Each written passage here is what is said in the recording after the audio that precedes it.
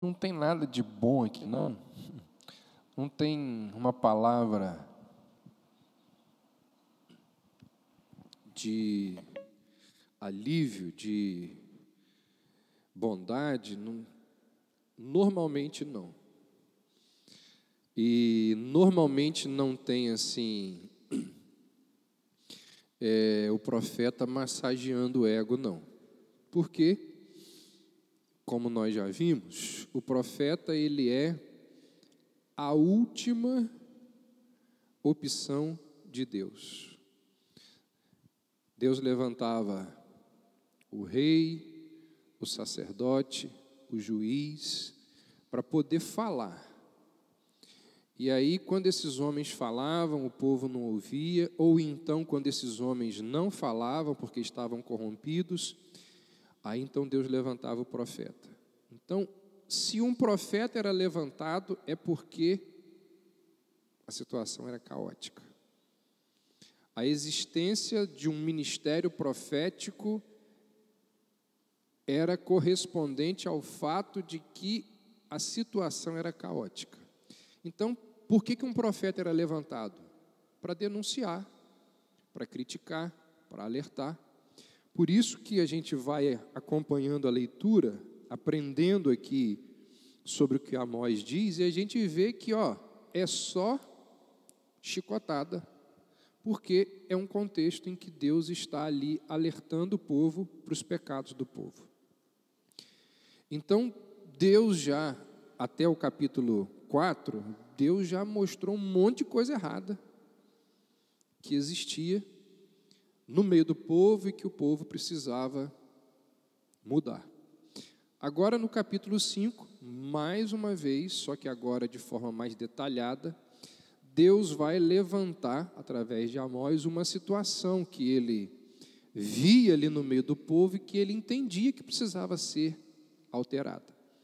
E aqui no capítulo 5 vai ser a questão do culto, de como cultos que não estão no padrão prescrito por Deus, como que esse culto é abominável aos olhos do Senhor. Então, é um alerta, esse capítulo 5 de Amós é um alerta a nós, para nos mostrar, mais uma vez, porque a Bíblia faz isso em vários momentos, é mais um alerta das Escrituras para dizer assim: o que vocês fazem quando se reúnem, o que vocês fazem quando a igreja está reunida em adoração, não pode ser de acordo com aquilo que está na moda, de acordo com aquilo que fulaninho acha mais bonito, de acordo com aquilo que atrai as pessoas. O que pode estar no culto, deve estar no culto, precisa estar no culto, é aquilo que está prescrito nas Escrituras. E aí Amós vai dizer assim: o culto que vocês têm ofertado a Deus é mais uma das abominações que vocês têm praticado. Injustiça social, indiferença e tantas outras coisas que Amós vai listando. E aí, num momento dessa lista, Amós diz assim: o culto cheio de coisa errada, sincrético, fora dos padrões de Deus, é mais uma das coisas pelas quais a ira de Deus está sobre vocês. Vamos ler aí. Alguém pode ler aí para mim? Amós 5, os 9 primeiros versos.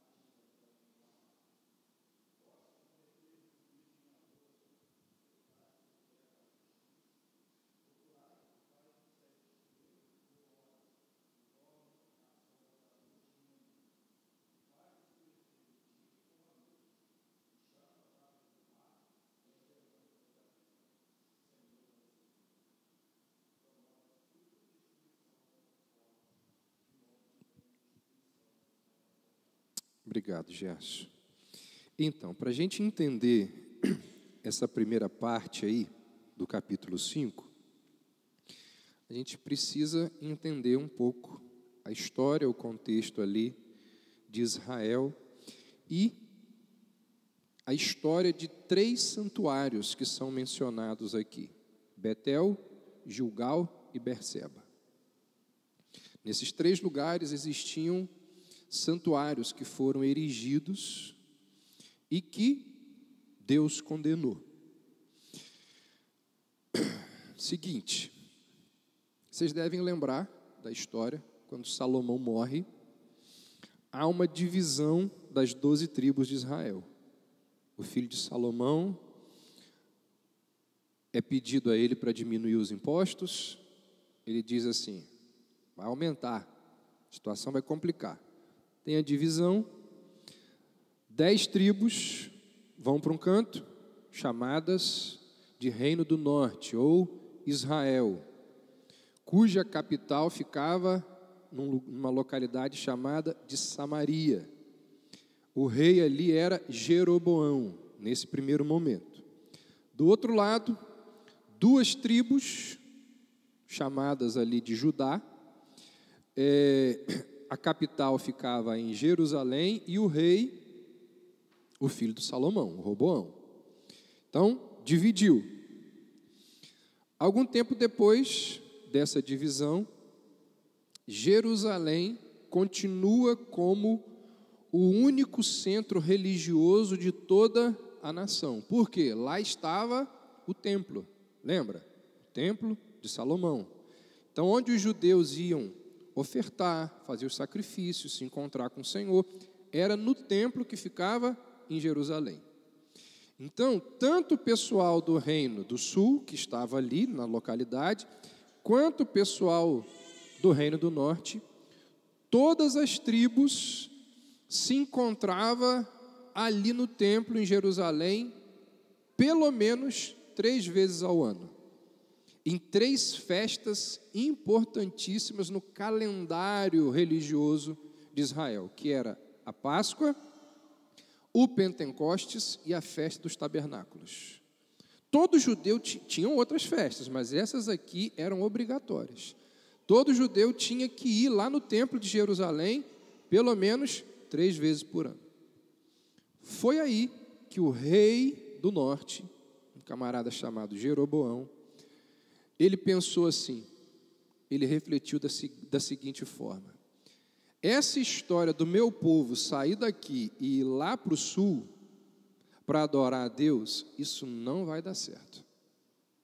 O contato desse pessoal com o pessoal de lá não vai dar certo. Uma hora eles vão querer voltar para baixo do reinado de Davi. Então, essa história deles ficarem indo lá 3 vezes por ano pode dar problema para o meu trono, para a minha administração. E aí, pode ser que eles sejam influenciados e queiram trazer a dinastia de Davi para cá. Não vai dar certo. O que ele fez? 3 santuários em 3 lugares diferentes. Na verdade, 2. Que ficavam dentro do seu reino e tinha um outro lá, a gente vai ver depois em Berseba. Então ele faz assim: vou colocar santuários aqui, para o povo não precisar ir para lá. Um em Betel, um em Dan, e esses lugares vão ser os lugares de adoração do meu povo. Ele faz isso, cria 2 santuários, e coloca nesses santuários, olha só, em cada um deles, um bezerro de ouro. Vira para o povo e diz assim, ó, a partir de agora, vocês não precisam mais, na Páscoa, no Pentecostes e no tabernáculo, ir lá, vocês vão ficar aqui. Pode ficar aqui. Não precisa mais ir para lá. Da onde que eu estou tirando isso? 1 Reis 26. Se você quiser ler depois, tudo isso que eu acabei de falar está lá em 1 Reis 26, descrevendo isso que eu acabei de falar. Então ele cria 2 lugares e ainda existia um outro lugar que ficava lá ao sul de Jerusalém, um lugar chamado de Berseba, mas que o povo não ia muito lá porque tinha o templo. Não ficava também na parte do Reino do Norte, mas era um centro ali de peregrinação do povo de Israel. Então, 3 vezes ao ano, as 10 tribos do norte, ao invés de ir lá no sul, lá no templo de Jerusalém, eles iam para esses 2 lugares, ou então para Berseba, esses lugares criados por Jeroboão para adorar. Um em Betel, outro em Dan. E aí, nesses santuários, existia esse culto cheio de anomalias, misto. Não é um culto de acordo com os padrões prescritos pela lei. Não é um culto realizado da forma como Deus havia determinado. Quando você lê o relato lá de 1 Reis, você vê que nesses lugares são erigidos altares, algo proibido. Nesses santuários são colocados ali sacerdotes que não fazem parte da tribo de Levi, como era ordenado. Quem que podia participar do sacerdócio? Apenas pessoas que eram da tribo de Levi. Esse pessoal está onde? Lá em Jerusalém. Então Jeroboão diz assim: eu vou criar uma casta de sacerdotes aqui para eles poderem servir aqui em Dan e aqui em Berseba. Então, ele adiciona altares, ele coloca sacerdotes que não faziam parte da linhagem, ele cria uma imitação daquele culto realizado em Jerusalém, e assim, tinha algo parecido com aquilo de lá, com o que acontecia lá no culto de Jerusalém, ou seja, tinha sacrifício de animais, tinha as ofertas queimadas, tinha os holocaustos, tinha as ofertas de gratidão, tinha aquelas coisas que normalmente aconteciam em Jerusalém, mas ele vai adicionar um monte de outras coisas que ele não podia adicionar. Então, todo esse cenário aí, procissões, romarias, peregrinações, toda essa atividade religiosa que levava o povo a esses lugares, estavam sendo feitos de forma deturpada. E Deus manda Amós se levantar e criticar, e pregar, e anunciar contra essas coisas, alertando o povo de que não deveria ir nesses lugares, dizendo ao povo que ele não deveria adorar a Deus nesses santuários erigidos nesses lugares. E aí, cada um desses santuários aí merece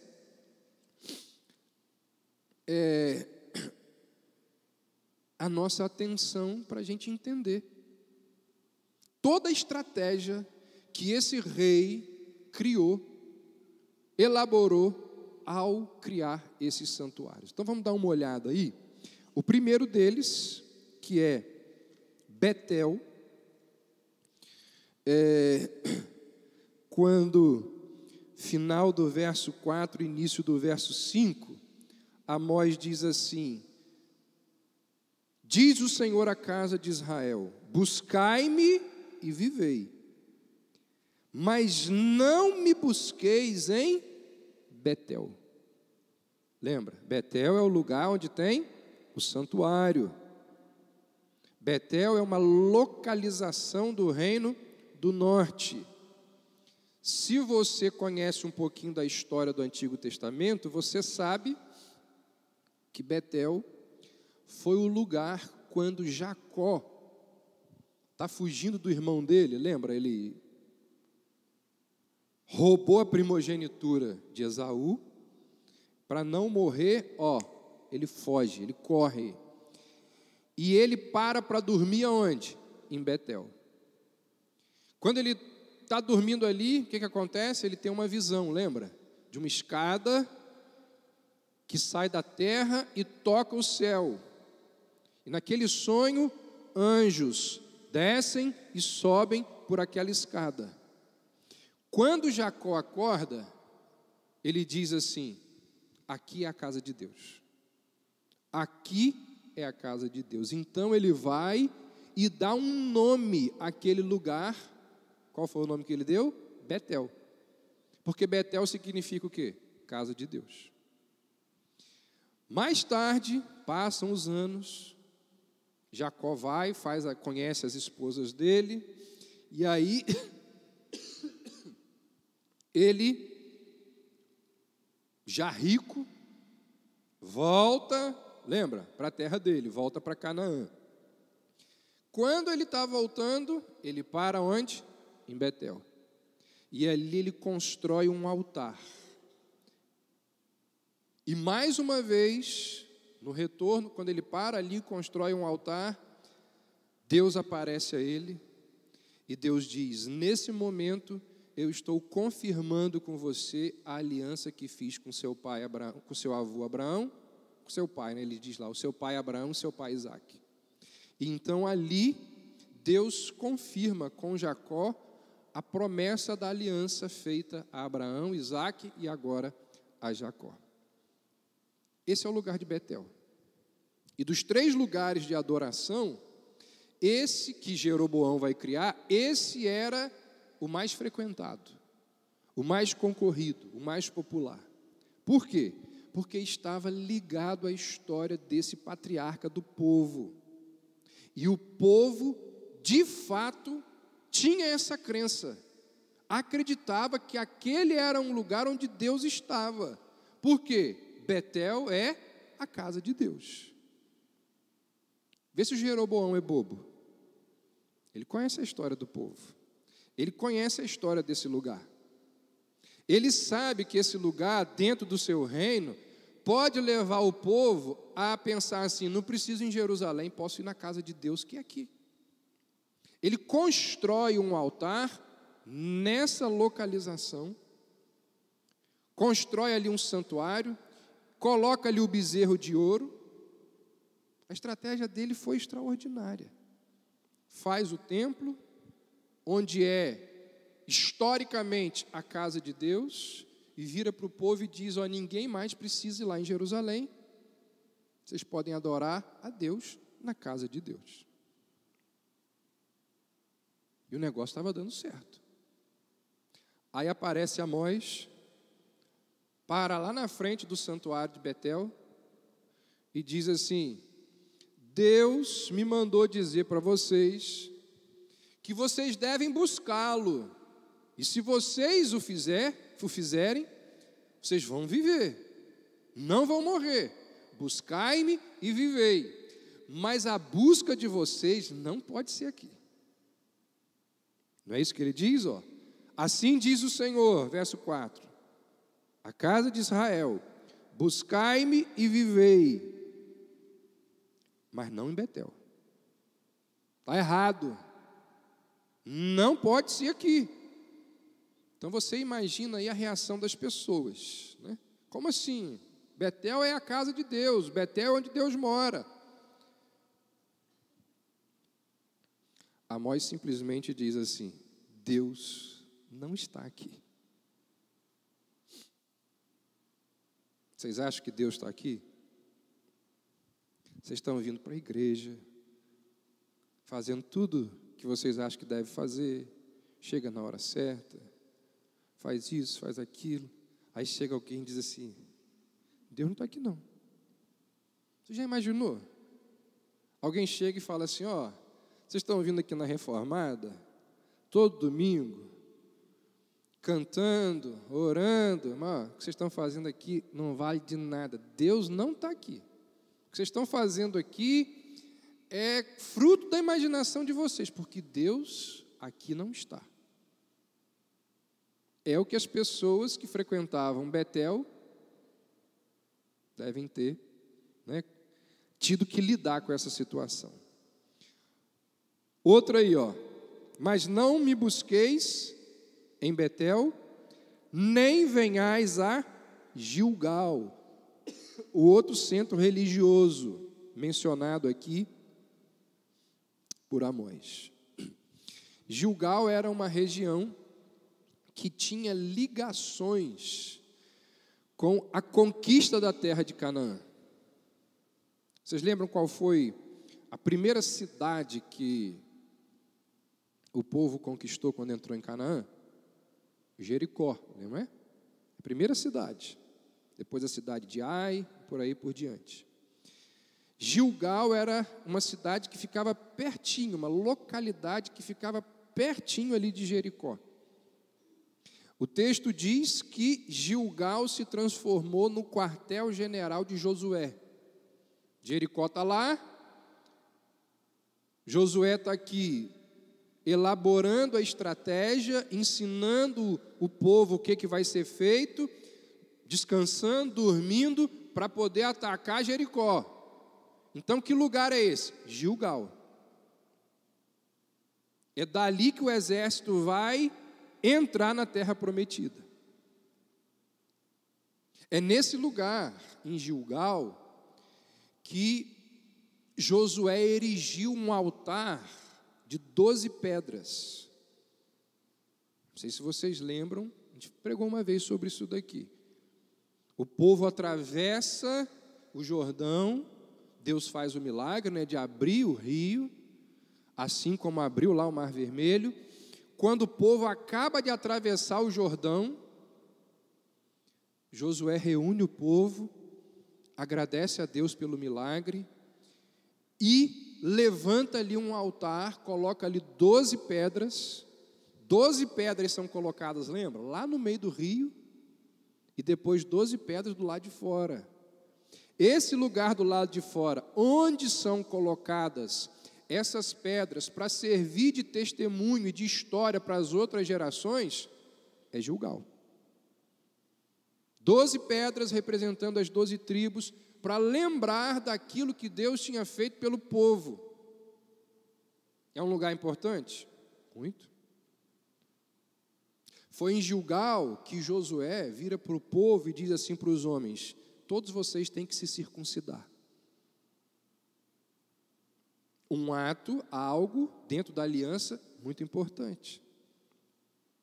Foi em Gilgal que, depois do Egito, é celebrada a primeira Páscoa. Anos no deserto, sem celebrar a Páscoa. Saiu do Egito, primeiro lugar, depois lá do Egito, que é celebrada a Páscoa. Depois de 40 anos peregrinando no deserto, Gilgal. É em Gilgal que pela primeira vez o povo, depois de décadas, come algo diferente do maná. 40 anos comendo maná. Quando chega em Gilgal, pela primeira vez, come fruta, frutos da terra. A Bíblia diz que o povo comia de lamber os beiços. Imagina, o tempo todo comendo só maná, de repente aparece um negócio diferente, ficou na história do povo, tanto que foi registrado. Então, na mente do israelita, Gilgal é o quê? Gilgal é símbolo da promessa de que Deus iria um dia dar a terra prometida para Israel. É um lugar importante? Importantíssimo. Gilgal significava o quê? A terra é nossa. A terra que Deus prometeu há muito tempo atrás é nossa. Foi Deus que nos deu. Jeroboão não é bobo. Ele fala: vou construir um altar em Gilgal. Já tem um lá, vou construir outro aqui, e o povo não vai precisar ir lá em Jerusalém. E aí eu não corro o risco do povo querer a dinastia de Davi de volta. 1 Reis 26, está lá. Mas ainda tinha um terceiro lugar.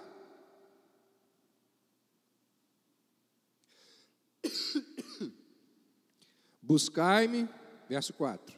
Assim diz o Senhor à casa de Israel: buscai-me e vivei, mas não busqueis em Betel, nem venhais a Gilgal, nem passeis a Berseba.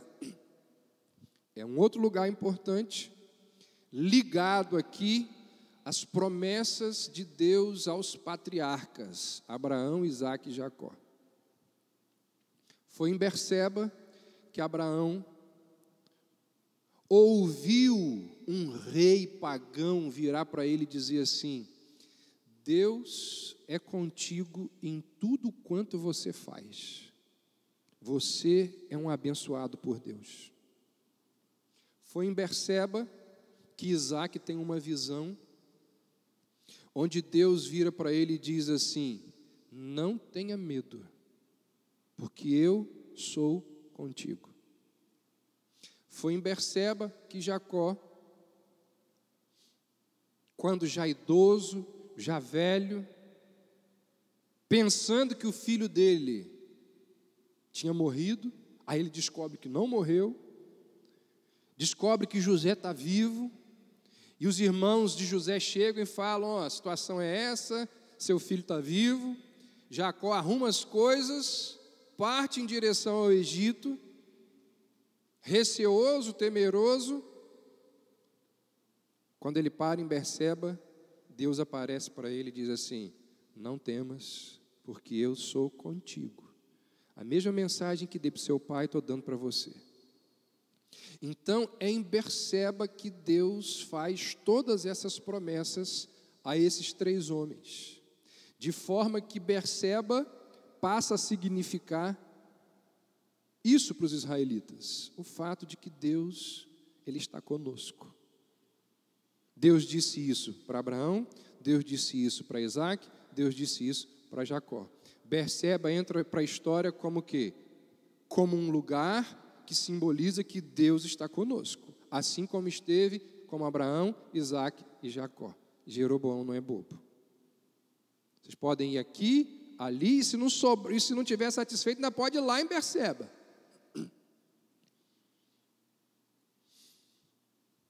Festas obrigatórias para eles fazerem, para eles estarem presentes. 3 vezes ao ano. Não vão mais em Jerusalém, agora vão nesses lugares estrategicamente criados.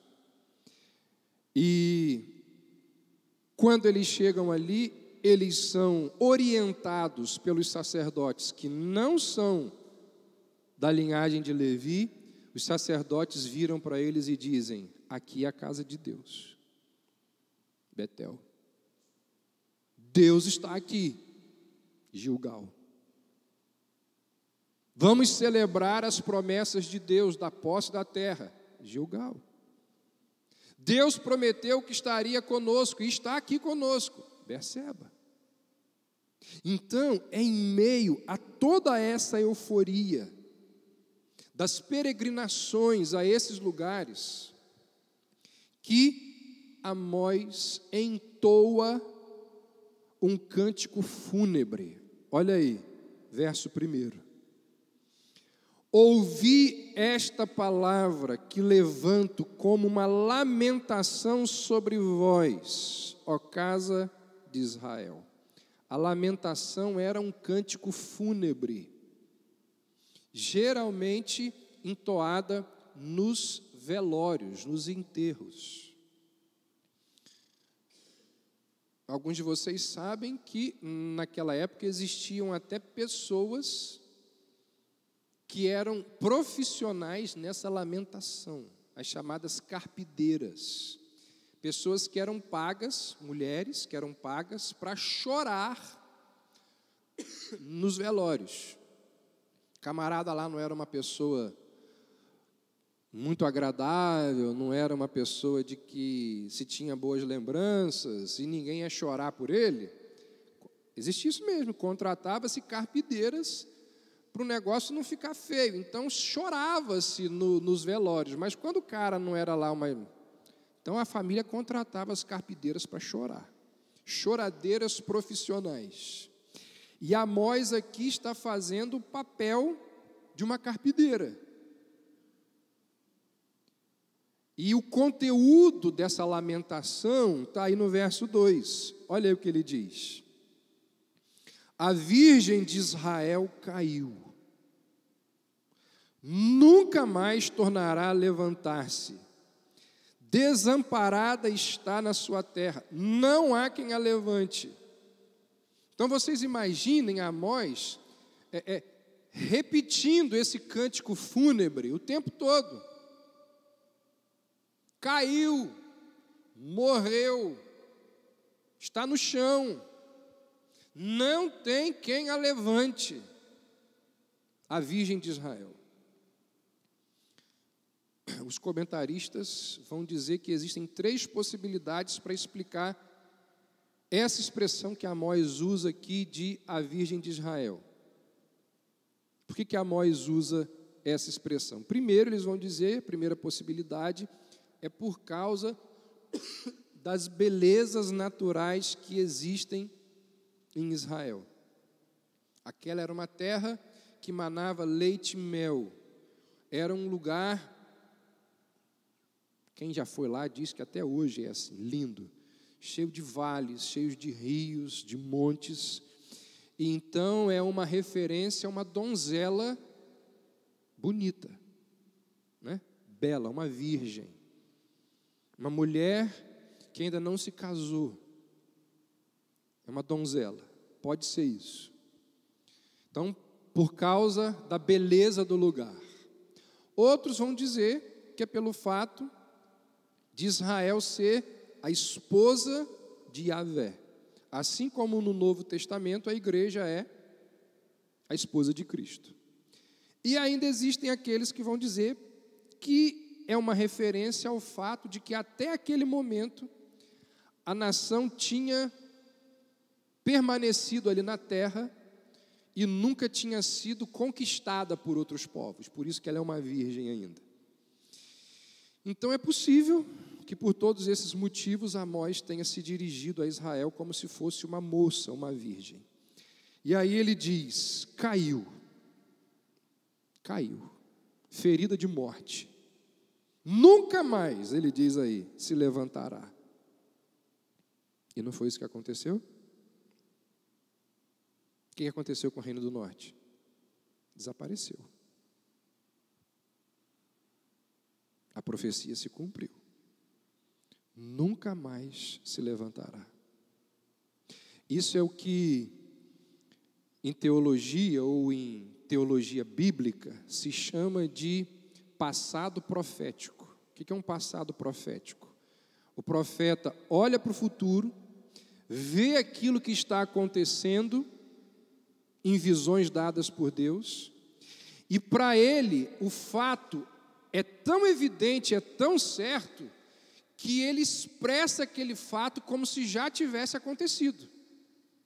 É o passado profético. Ele está vendo o futuro e ele fala do futuro no passado, porque para ele aquilo é certo. Então é como se eu tivesse uma visão do ano 2035 e dissesse assim para vocês, olha, aqui nesse templo vai acontecer isso, isso, isso e isso. Ou, no caso, já aconteceu. Então, o que Amós está dizendo é que daqui para frente não vai existir mais Gilgal. A mesma mão, o que é Gilgal? O que Gilgal lembra? Deus dando a terra. Gilgal é aquela localidade perto de Jericó. Gilgal simboliza a bênção de Deus doando a terra. Então Amós está dizendo assim, a mesma mão que deu a terra, a mesma mão que deu Gilgal, agora vai tirar a terra de vocês. Porque vocês vão ser levados como cativos e nunca mais voltarão à terra. Caiu. A virgem de Israel caiu e nunca mais tornará a levantar-se. Desamparada está na sua terra. não há quem a levante. Aí, apesar, olha que coisa interessante e impressionante aqui. Apesar de Amós falar da desgraça como sendo certa, ele ainda faz um apelo para o povo, nos próximos versos. 3 vezes ele apela aos israelitas para que eles, apesar do passado profético, busquem ao Senhor. São 3 apelos e todos os 3 falam a mesma coisa. Primeiro apelo, foi o que a gente acabou de ver na primeira parte. Assim diz o Senhor à casa de Israel: buscai-me e vivei, mas não busqueis a Betel, nem venhais a Gilgal, nem passeis a Berseba, porque Gilgal certamente será levado cativo, e Betel será desfeita em nada. Então esse pois aí, ou o porquê, fornece a razão pela qual a virgem vai cair morta. Por que a virgem vai tombar? Por que a virgem nunca mais vai se levantar? Porque vocês não me buscaram. Porque vocês buscaram Betel, porque vocês buscaram Gilgal, porque vocês buscaram Berseba. E buscar a Deus aqui nesse contexto significa o quê? Se voltar para Ele de todo o coração. Vocês não fizeram isso. Buscar a Deus aqui nesse contexto significa parar de ir nesses santuários. Vocês não fizeram isso. Buscar a Deus aqui nesse contexto significa deixar de ir atrás desses ídolos, do bezerro de ouro. Vocês não fizeram isso. Buscar a Deus aqui significa oferecer a Deus o culto verdadeiro, no lugar que Deus estabeleceu, Jerusalém, debaixo da ministração dos sacerdotes que Deus estabeleceu, que são os da linhagem de Levi. Então é isso que significa buscar e me vivei. Nas entrelinhas, Amós está dizendo o seguinte: ainda dá tempo, ainda dá tempo, busquem a Deus para que vocês possam viver. Eu estou tendo aqui uma visão da virgem caída e morta, mas Deus é misericordioso, dá tempo ainda. É o primeiro apelo. Segundo apelo, verso 6: buscai ao Senhor e vivei, para que não irrompa na casa de José como um fogo, e a consuma, e não haja em Betel quem o apague. Quem é o José aqui? O filho de Jacó. O filho de José, Efraim, que dá nome à tribo mais poderosa das 10 tribos do norte.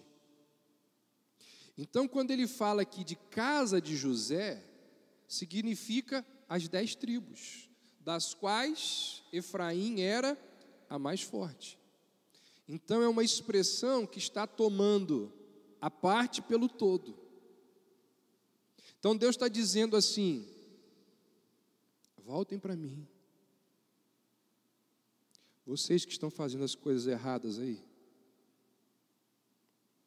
vocês que estão em pecado, em iniquidade, vocês que estão oferecendo um culto errado, voltem para mim, se arrependam, venham para mim e vivam, porque se vocês não se voltarem para mim, eu vou trazer um fogo que vai destruir tudo. E o pessoal aí, das 10 tribos do norte, não vai sobrar ninguém. E não vai ter bombeiro no mundo capaz de apagar esse fogo. Não é isso que ele diz aí no verso 6? Olha aí.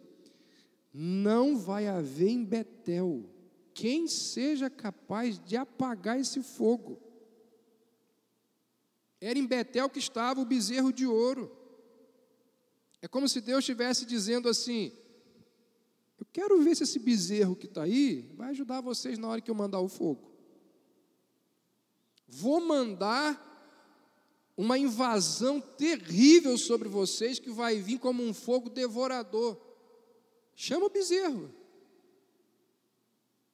Clama ao bezerro.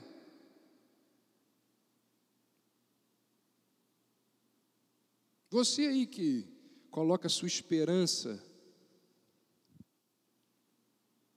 no dinheiro, vou trazer sobre você uma depressão severa. Quando você estiver lá sendo queimado pela depressão, chama o dinheiro. Pode ter o dinheiro que for, pagar o profissional que for. Se eu mandar um fogo, não há quem apague. Não tem dinheiro, não tem profissional, não tem nada. Não há em Betel quem o apague. Chama aí os seus ídolos para salvá-los na hora que eu mandar o juízo.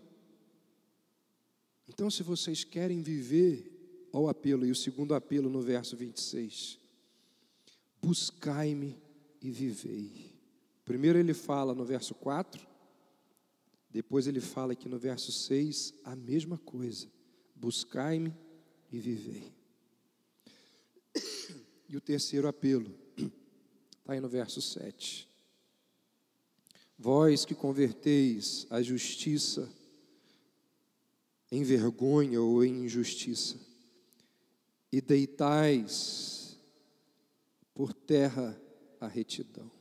É uma lembrança daquilo que estava lá no capítulo anterior que nós vimos semana passada. Uma referência aqui aos juízes que estavam aceitando suborno, vendendo o direito, impedindo o pobre de acesso à justiça, dando direito a quem não tinha, porque esse que não tinha direito pagava, comprava a sentença. Então, isso é algo que sempre deixou Deus extremamente zangado. Então, aqui Amós como que faz um parêntese e diz assim, a ira de Deus não é apenas por causa do culto falso, é também por causa daquilo que eu disse anteriormente, um judiciário corrompido. Verso 8, Amós diz, complementando o verso 7, né? Se você observar, no verso 4 ele diz, buscai o Senhor e vivei. No verso 6 ele diz, buscai o Senhor e vivei. E agora ele é mais poético aqui. Para falar de uma forma diferente, ele diz, procurem aquele que fez o 7 estrelo e o Órion. Amós está dizendo, vá atrás daquele que fez as constelações. Vá atrás daquele que criou as estrelas. Procurem aquele que comanda os astros no céu. É uma forma mais poética de dizer, buscai ao Senhor e vivei. E ele ainda diz, e torna a sombra da noite em manhã, e faz escurecer o dia como a noite. Amós está dizendo, busquem aquele que controla todas as coisas, que administra tudo o que acontece. Procurai a Ele, o que faz vir súbita destruição sobre o forte, de sorte que vem a ruína sobre a fortaleza. Primeira parte aí do capítulo 5. Quero caminhar para o fim fazendo algumas aplicações. Gente, mais uma vez a gente se depara com um texto bíblico que nos ensina que Deus não tolera que o adoremos de maneira incorreta. Mais uma vez nós nos deparamos com o ensinamento bíblico de que quando nós nos ajuntamos como igreja num local como esse aqui e proferimos um culto a Deus, o que acontece aqui não pode ser aquilo que eu acho bonitinho, aquilo que você acha que cabe no culto. O culto não é meu, não é seu, o culto é de Deus. E quando os seres humanos começam a colocar no culto aquilo que Deus não permite, Deus diz assim: eu não estou aí. Vocês estão adorando qualquer outra divindade, menos a mim. Vocês já pararam para pensar como que isso aqui é sério? É possível, é provável que existam igrejas há décadas adorando a qualquer outra divindade, menos o Deus da Bíblia. Porque o culto que elas prestam ao Senhor, você vê de tudo, menos as prescrições da Bíblia. Elas adoram a homens, adoram menos a Deus. Essa é uma verdade presente nas Escrituras, o tempo todo. Deus não aceita o culto que não é segundo os padrões que Ele instituiu. Isso não significa, é óbvio, que nesses lugares não existam pessoas sinceras. Certamente que ali em Betel, em Gilgal, em Berseba, existiam israelitas honestos. Homens e mulheres que buscavam a Deus por meio de um culto errado ao bezerro de ouro. Faziam na sinceridade do coração deles, faziam.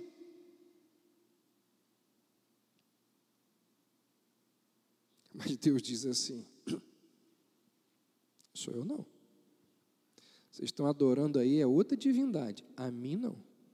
Eu não estou em Betel, eu não estou em Gilgal, eu não estou em Berseba.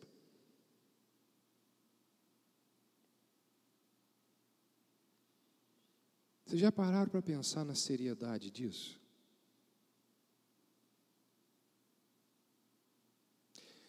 Talvez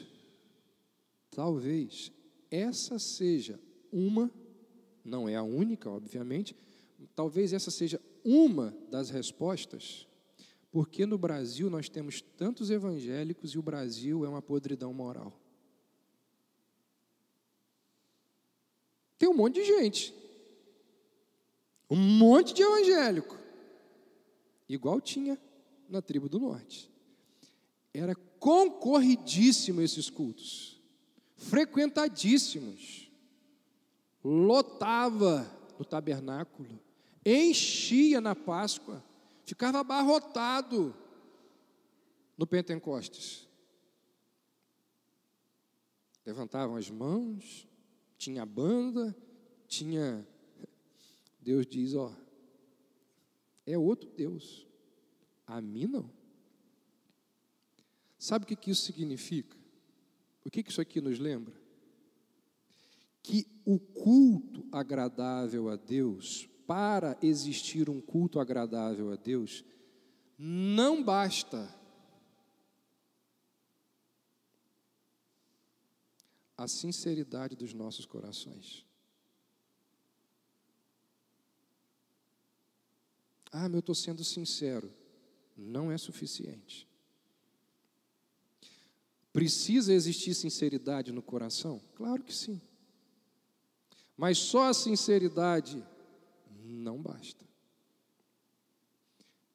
Precisa que seja realizado de acordo com o que Deus estabeleceu. Nós não podemos adorar a Deus do jeito que a gente quer. Nós não temos autorização de colocar no culto aquilo que a gente acha bacana, legal, que dá certo. Por mais bem intencionados que os israelitas lá da tribo do norte fossem, Deus não aceitava o que estava sendo feito naqueles 3 santuários. Era contrário às normas estabelecidas por Deus. Então, essa é uma tecla, por exemplo, Gerson e Tânia estão aqui. Léo não conta não, né, Gerson? Começou não. Veio depois Douglas, pastor Arnaldo, Ana Paula, Zami. Vocês que estão desde o início da nossa igreja. Quantas vezes vocês já ouviram falar disso aqui?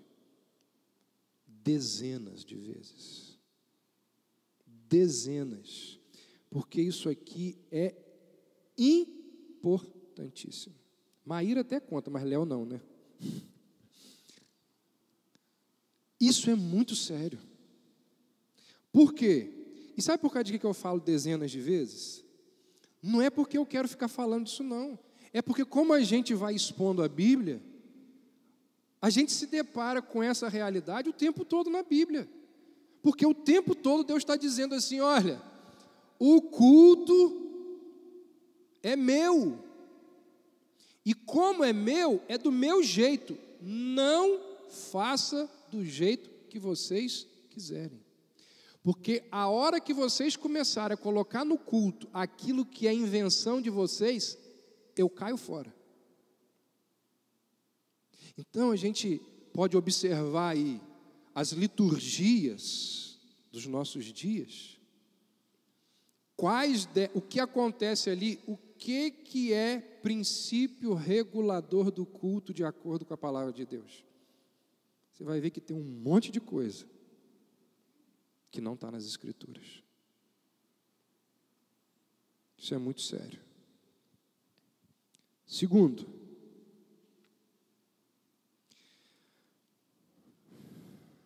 a gente vê aqui a enorme compaixão de Deus com o povo rebelde. A enorme compaixão de Deus.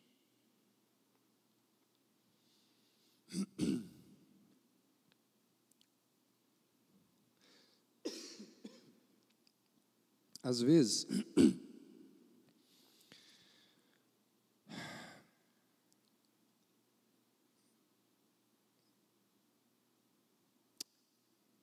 a gente ouve sobre pessoas, circunstâncias, situações, práticas, vida,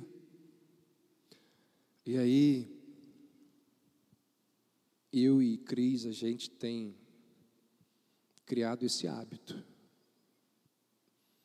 de, depois de perceber a realidade, no final do nosso diálogo sobre aquilo dali, um lembrar o outro. Deus é o Deus de toda a graça. Irmãos, como nós somos pecadores. Como que a gente tem maluquice. Como que a gente tem iniquidade, guardada. Pecado não confessado, guardado, camuflado, acalentado. E apesar de tudo isso, Deus continua sendo bondoso com a gente. O povo está aqui, aprontando um monte. O povo está aqui anualmente se dobrando debaixo de um bezerro de ouro, dizendo assim: foi ele que nos tirou do Egito. Como pode isso? E apesar de tudo isso, Deus ainda manda um profeta e diz assim: dá tempo. Se você se arrepender, dá tempo. no meio do cântico fúnebre, que Amós diz, eu já vi, vai chegar um fogo que vai destruir tudo. Eu já vi, no meio do cântico fúnebre, sobre a Virgem de Israel, que ele diz assim, caiu. No meio do cântico fúnebre, Deus faz um apelo, buscai-me e vivei.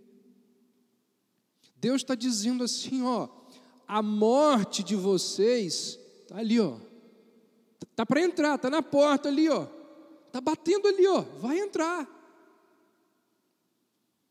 Mas dá tempo. Dá tempo. Se vocês me buscarem, eu posso não trazer o castigo que eu estou avisando que vai vir. Um pouco antes de Amós, pouquinho antes, Deus tinha levantado um profeta. Deus disse a esse profeta assim, vai lá, naquela terra lá, que você odeia, e diz para eles que se eles não se arrependerem, eu vou destruir todo mundo lá. O profeta diz assim, eu vou lá é nada. Se depender de mim, que morra todo mundo, eu vou para outro lugar.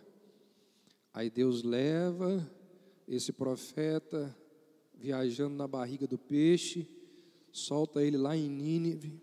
A contragosto ele prega o sermão mais curto da história e o pior sermão da história. O sermão tem uma frase, 40 dias e vai ser destruído. O sermão é só isso. 40 dias e tudo aqui vai queimar. A maior reação da história, uma nação inteira se converte. O que acontece? Deus não destrói Nínive. Deus perdoa aquele povo, Deus perdoa aquela geração. Da mesma forma, Deus está dizendo assim, perdoei o pessoal de Nínive, se arrependeu. Se você se arrepender, quebrar o bezerro de ouro, destruir esses altares, quebrar esses santuários aí de Betel, de Gilgal, de Berseba, voltar lá para Jerusalém, praticar o culto verdadeiro, tem perdão para você. Basta vocês fazerem isso, deixar de mentir, quebrar o computador que leva você a ver pornografia, levar você a parar de ser avarento, basta você ser mais humilde, deixar de ser arrogante, basta você não se portar dessa maneira no serviço, não levar outros a pecar, basta você, eu te perdoo. A graça oferecida a você. Foi muito, na verdade, 5 décadas depois que a Virgem caiu morta. 50 anos depois dessa palavra de Amós. Então Deus deu tempo. Não só deu tempo, como Deus deu outros profetas, porque depois de Amós, Deus ainda vai levantar Oséias, Miqueias, Isaías, o maior deles, e Joel. Deus ainda levanta 4 profetas para avisar o quê? Vai vir fogo, buscai ao Senhor e vivei. Isso porque antes de Amós, Deus já tinha levantado 3 profetas. 8 ao todo. Deus levantando homens e dizendo assim, abandone os pecados de vocês.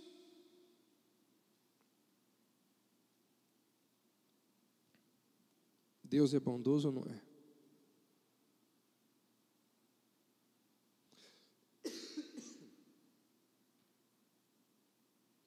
E aí, se a gente estender um pouquinho mais a mente e sair um pouco ali do cenário de Israel, Deus foi tão bondoso, mas tão bondoso, que teve uma hora que Deus falou assim: agora eu não vou levantar nenhum profeta, agora eu mesmo vou até vocês. Eu vou aí, não vou mandar nenhum representante, eu vou aí conversar com vocês. Não foi isso que aconteceu? Ele vem, e quando ele chega aqui, ele chama o povo e diz assim: vinde a mim, todos que estáis cansados e sobrecarregados, e eu darei descanso a vocês. Ele vem e ele diz assim: eu sou o caminho, a verdade e a vida.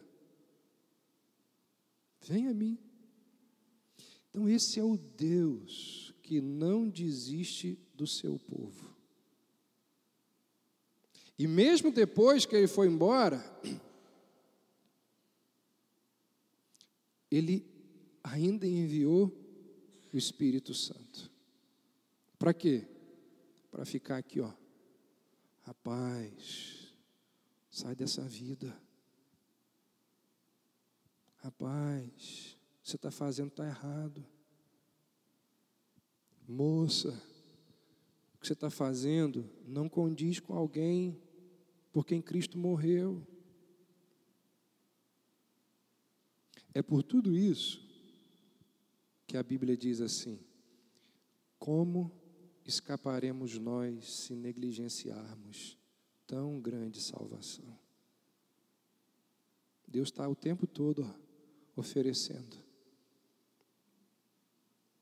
E aí, se alguém que nesse contexto aqui nega as advertências do Senhor, o juízo vai chegar.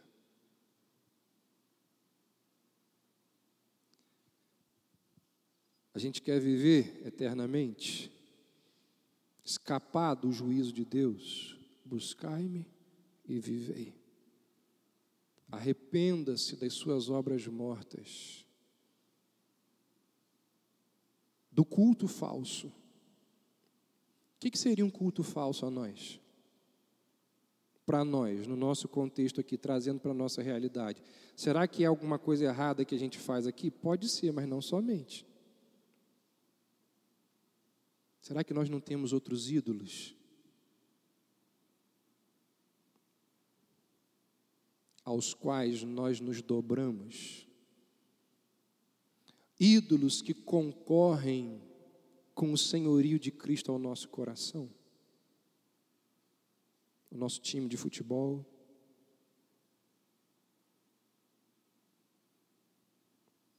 os nossos hobbies, o nosso dinheiro. E cada um vai saber dos seus. E quando nós nos dobramos a essas coisas, quando nós reverenciamos essas coisas, quando nós damos a essas coisas uma importância e um valor maior do que a Cristo, nós estamos oferecendo um culto falso. Adorando e cultuando a coisas que não são Deus, que é bezerro de ouro. Ídolos do nosso coração. Então o apelo da Bíblia, dos profetas, de Amós é: volte-se para Deus, que é rico em perdoar, misericordioso. Então é mais um capítulo nas Escrituras, Amós 5, que convida o povo a abandonar os seus pecados e a se voltar para o Senhor. Dúvidas, perguntas, contribuições?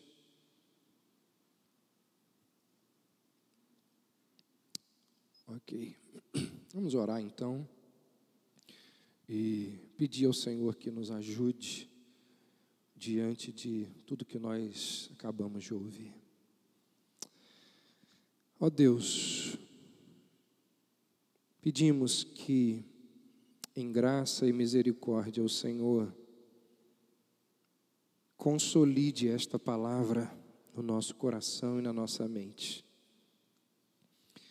Pedimos que, de forma bondosa, o Senhor tenha paciência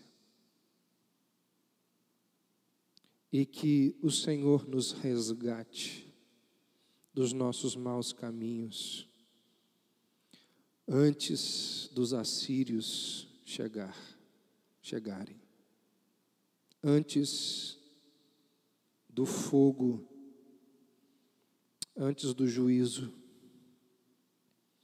Que o Senhor nos dê olhos abertos, corações